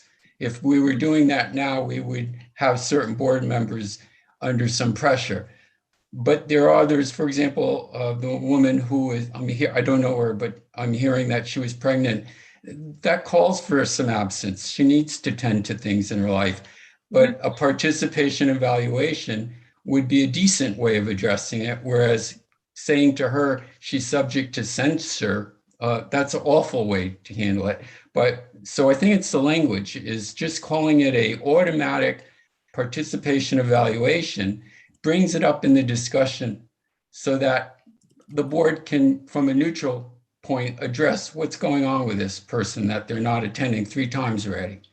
I mean, it could even be 2 times, but that might get, you have to decide. But I like the idea of an automatic trigger, so it's not personal. And I like the idea of calling it something neutral that doesn't automatically say something bad. That's what has to get decided or analyzed. That's a diplomatic way to handle it. Yeah. And I would agree with that. So, yeah, because we don't want to get nasty and make it appear personal. But yeah, I think a participation evaluation, because that's exactly what we're talking about. When people are absent too much, then they're not participating, and that's a problem. So, I just had one other thing that I don't disagree with that. I just have one other thing I want to say, which is just as I'm going off of my own experience here, is that if we just in all of this, so this is this whole project overall, if we start to give ourselves too much housekeeping work, and too many things that have to be done where we're policing each other and overseeing each other, it really eats into the volunteer time available to do meaningful work for the community. And so I just think that's an important thing to keep in mind. and I know that in my time of doing stuff, I would never be willing to spend my volunteer hours, sending someone a memo saying, you're like, who's going to do that? I just don't see who of us are going to be doing that kind of thing and tracking it all and policing it all. Sean will. Okay. I was going to say, it kind of maybe if there is a overall attendance, if there's some type of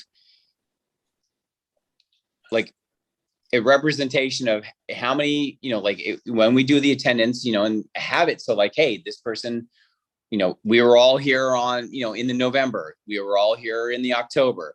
And in the event that, that is 3 consecutive, then, there is an automatic situation so that if it's in the bylaws that says it's automatic, then it does take it, as, oh, sorry, look, this is not anything personal. This way, no one's feelings have to get hurt. And you don't have to worry about the opportunity of having that, like that conflict that you were saying, Tess. But, that could be the onus of the president, give, the president, with, that responsibility, he's got it, he's got that ability to do that. So make it, put it on the president to do that. I don't know, thoughts? Because it could be something that the secretary or all the notes are recorded and the secretary takes notes on everything and then posts them. And why can't we just simply have like, okay, these were the attendees and they go to an Excel spreadsheet. This person was here, this person was here, this person was here, this person was excused or absent. And all of a sudden, the secretary looks and goes, oh, look, so-and-so missed 3 meetings at this point. And you start that at the beginning of the term. So if it happens and all of a sudden, like you see that there's 3 absences, maybe that just triggers a warning to just kind of let the president know that, hey, you didn't do 3 consecutive, but you have 3 absences at this point. You got to be careful because maybe if you go to this X number that, and to Kelly's point,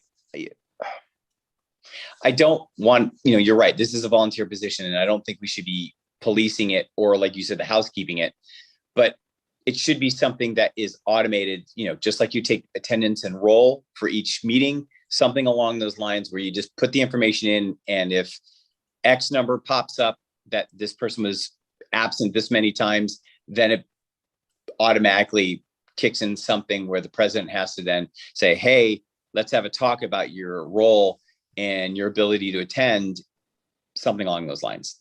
Just my thoughts. All right, I'll shut up now. I think we need to move on from this. Okay. It's 8:12 Mhm. and we're not halfway through this list. Okay, well, and by the way, I mean, we can always stop. And I've told Catherine this, and I will say this to everyone else too, that if this takes us a year to get it right, it's worth getting it right and taking a year to do so. So I don't want this to be rushed at all. And Catherine, if you want to end the meeting at any point, let me know. I mean, I think we need to be done by 8:30. Okay, fair enough.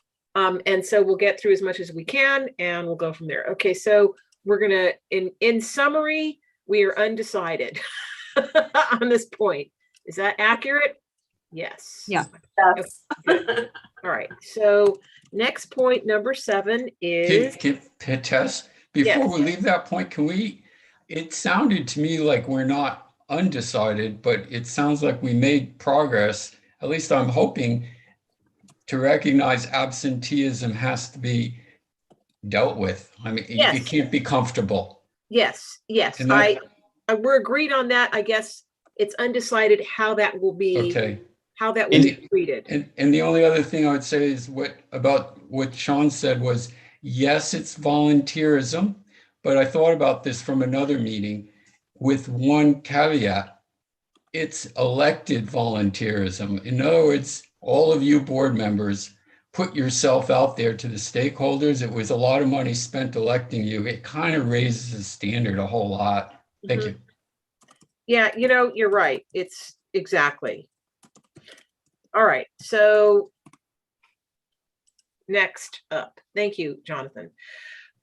Establish process for resignation. And let me see, is that something that we're even able to change?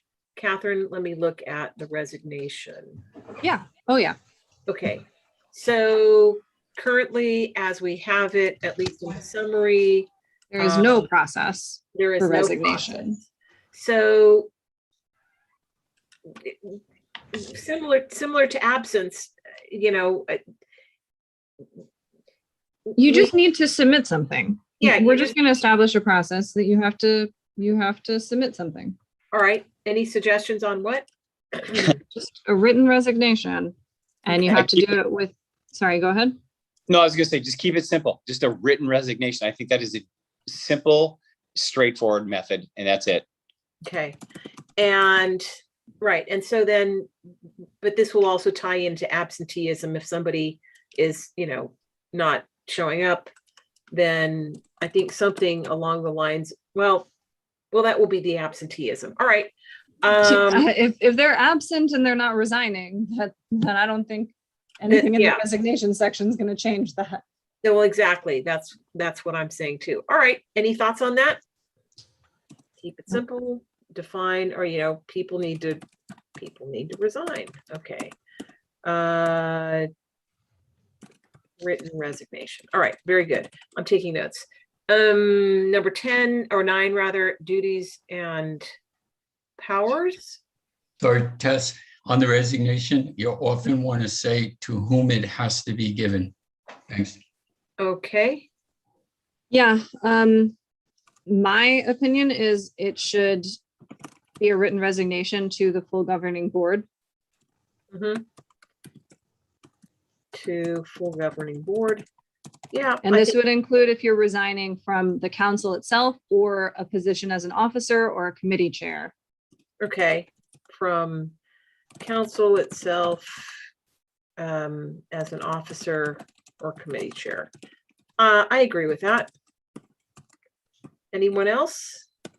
All right, moving on to duties and powers. So we want here to simplify and reduce the presidential authorities, although I think in hindsight, I would call this redistribution of the power to the board to make more, to make decisions. So we've talked about that at length already. Any comments, folks? I think that's a really nice semantic change. I think that's a good idea. Yeah, Talk about All right. redistributing the powers to the board. okay, redistribute Powers to the board. Any other comments? Nope. We're- Okay. Good. All right. So selection of officers. Here we have officers selected at annual meeting.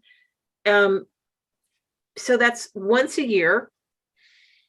And there's been some back and forth discussion on this because tell us about this, Catherine and Kelly, how this has been handled in the past, which I think is that it's not been done at all.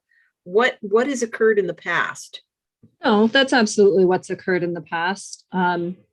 At the annual meeting, the executive committee is elected. There's a little bit of a tradition that there's not a whole lot of changeover in the middle of a term, but that is something that happens.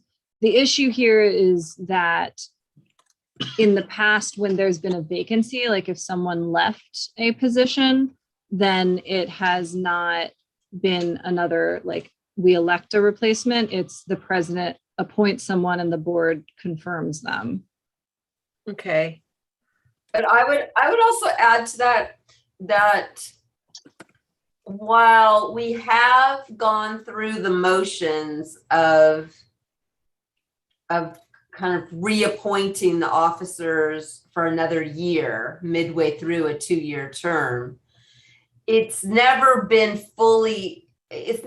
explained either publicly or to board members who might not understand it, that there's actually the ability to change the officers there. It's almost been like an affirmation as opposed to a clear opportunity to make changes if the board wants to. That's a good point. Okay. And so I think it's that's actually really important because I would say that, you know. And I don't think that's necessarily something that can be repaired in the bylaws. That's more just a training thing that we need to do a better job when we onboard new. Which could be clarified so that people understand that it can. Yeah. I agree, training, absolutely. But I would also say that, you know, it should be really clear in the bylaws that, you know, you can change the executive committee halfway through the term if you choose. okay. All right. So yeah, once a year. Good. All right. So then let's see. Officers selected at annual meeting. Are we actually going to change the language there or just give it greater emphasis? Yeah, it's really just emphasizing. So the officers are selected in accordance with the voting procedures in vacancies at the annual meeting. Okay. So Because yeah, I would say that in most of my experience, if you'd asked a board member, even a seasoned board member, does the executive committee get chosen every 2 years at the start of a new term, or is it chosen every year? That most people would say every 2 years. yeah. And I'll tell you something that was rather a surprise to me because I assumed precisely that, Kelly. All right. So any further comments on that? Okay. Hearing and seeing none. That's what got decided there that you're going to write it? You tell me. I think we're okay with the language as it is, but because the language is fine as it is. It just needs to be made more clear when onboarding board members. And I think leading up to the annual meeting that the executive committee, the officers can change completely. Kelly has mentioned that in the past, it's been treated more as an affirmation of the incumbents, as opposed to, hey, we can completely redo this if you want. So, and it is clear in the bylaws. It's just something that people don't read carefully, obviously. Does that summarize it, Catherine and Kelly and Sean? Yeah. It does summarize it, but it's, I don't know, like, I'm not sure how to address it, but I would say that historically there's been very big desire to maintain the status quo Mhm. so that it gets treated as if it's not an option.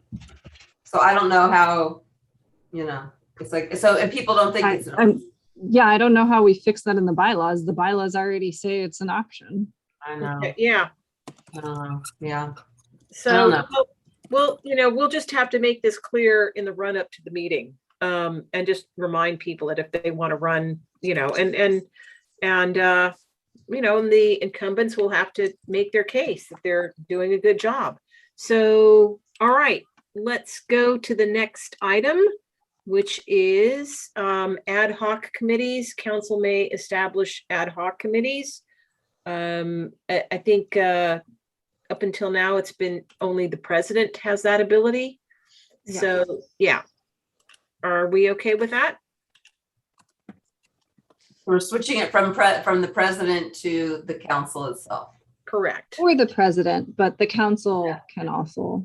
Well, that council includes the president. Well, it would be a council vote that would establish it, Right. whereas the president could unilaterally say, we're establishing it, unless we Right. think we want to take that power away.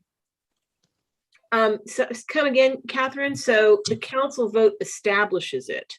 And rather than the president unilaterally declaring an ad hoc committee. Well, the way that it currently says is the president may establish one or more ad hoc committees. The proposed change that at least was in our red line previously was the president or council may establish one or more ad hoc committees. So the president can still establish it just on their own, or now we're offering the opportunity for the council to. If we feel that we want to take away that power for the president to unilaterally establish an ad hoc committee, fine, I don't care. Yeah, I don't think I care either, because only if there's interest in an ad hoc. Well, I think it's okay as long as it's not just the president. So yeah, if I someone think else on the board thinks that there should be an ad hoc, that can be brought forward and talked about and voted on. Yeah. okay. So, so president and or council can establish ad hoc.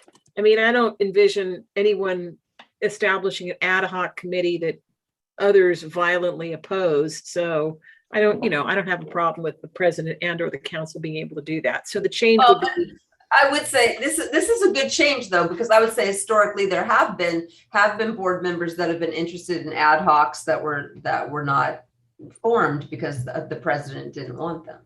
okay. All right. Any thoughts, Sean, Catherine, Jonathan? Yeah, I would, from what I've seen over the last few months, the ad hoc thing came up having to do with the homeless ad hoc committee. Mhm. And I really didn't like it. And as a stakeholder, it made me feel kind of hopeless about the neighborhood council because Jonathan, to be clear, what is it that you didn't like? The establishment of it or how it was good discussed? point.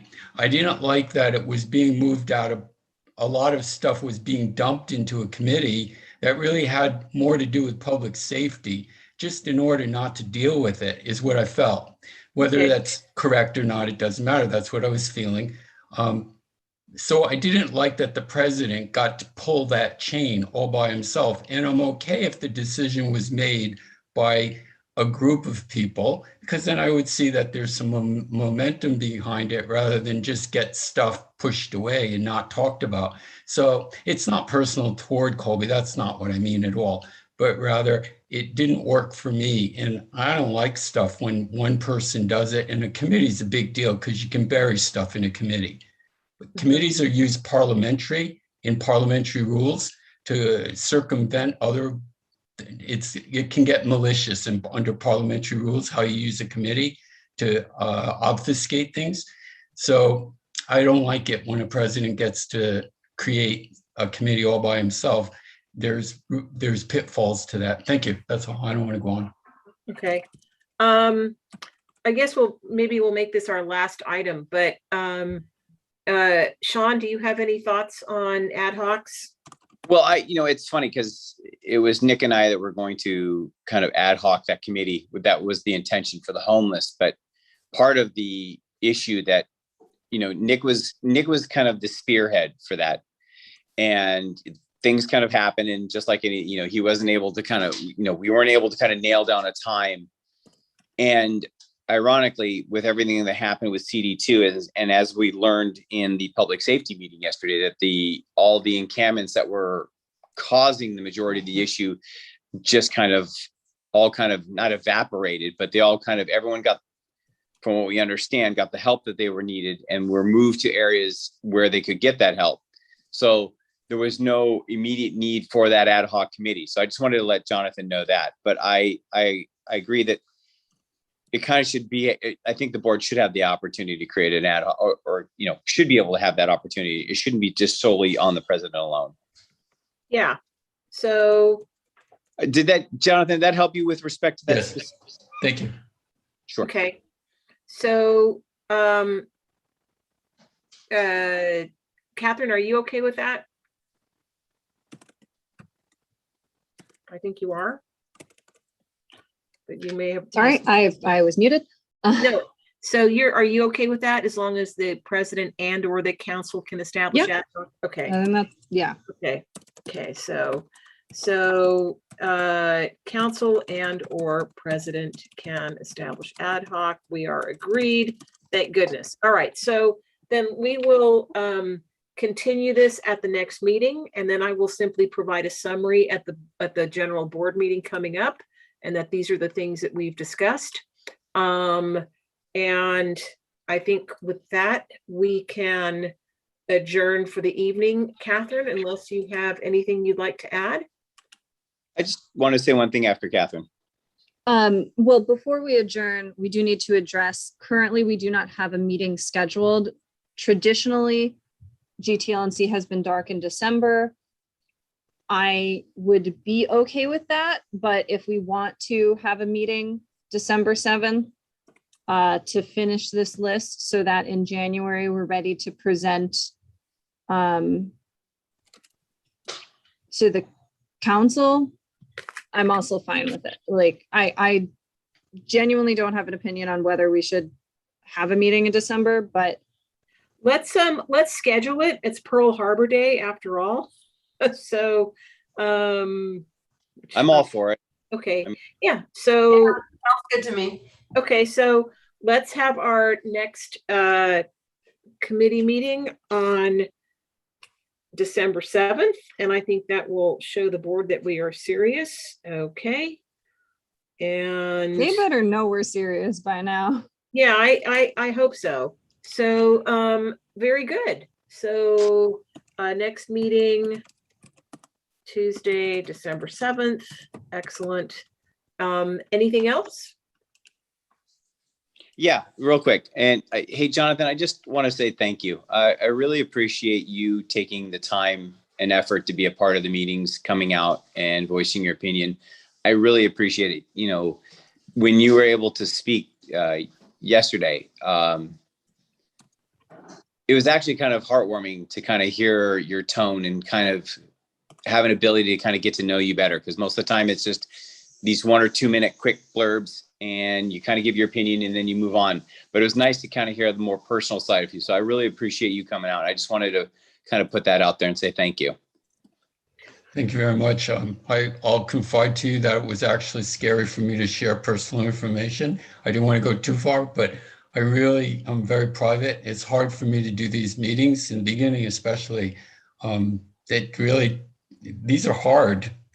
They're hard, because we don't get to see each other and it feels coarse sometimes. But anyways, thank you very much. I appreciate it. I appreciate especially all of your work. I can see who works just by watching these meetings, and people whose names I don't even know what they mean. There's a reason. Yeah. So I Well, see how much work you're doing.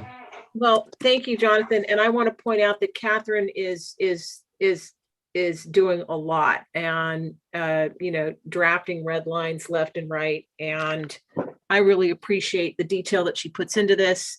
And, that everybody's showing up here regularly and going through this.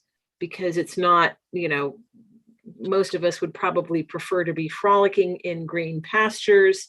But as I said, this to me is, if we do nothing else, this is the most important thing for, I think, reestablishing equanimity on this board and bringing it back to the people and getting people more involved. So yeah, and I very much appreciated what you had to say last night as well, Jonathan. So thank you to everyone, and to Kelly Cole, world traveler. And we're really benefiting from the historical knowledge that Kelly brings to bear. And Sean, your participation on virtually every committee is appreciated. So thank you all. All right. Thank you. Have a great night, everybody. Night. All right, Have a good night. 8:33, we adjourn the meeting. Thanks, guys. See you later. Yeah, Good night. see you soon.